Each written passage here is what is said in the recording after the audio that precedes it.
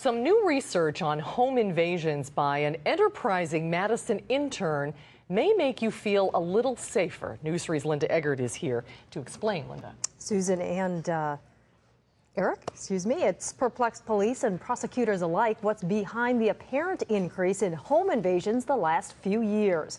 But now a young UW Law School student has found some answers.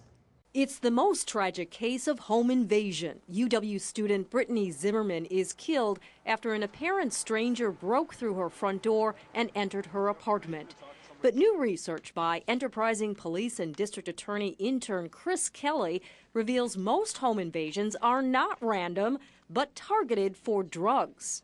A very high percentage of these home invasions are drug ripoffs. Meaning that the invaders have entered the home of someone they believe to be a drug dealer or to have drugs or cash on hand, and they enter with the express purpose of taking that away.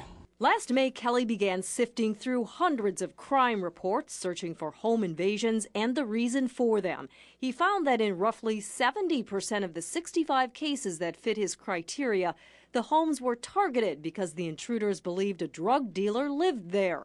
When non-reported home invasions are figured in, Kelly says the drug connection gets even tighter. We're looking probably into the 90s, maybe even mid-90 percentages of all home invasions possibly being drug ripoffs. The state would not object to a signature bond in these cases. These two men are among 3 charged today in Madison's most recent home invasion, one that terrified 2 women last week. Dupree Shaw on the left is accused of posing as a police officer with another man to gain entry into an East Side home. Kevin Stanford on the right allegedly told the 2 men that a man at the residence sold drugs and had a lot of money. Prosecutors say Shaw put a gun to one woman's temple before running away. One of the women in that invasion told me she knew of no drugs in her home. Kelly says intruders sometimes do target the wrong house by mistake, but he says that's a very small percentage of the cases. He says it's also rare to have an intruder impersonate someone. He says they're almost always masked to hide their identities. Linda Eggert reporting. Linda, thanks.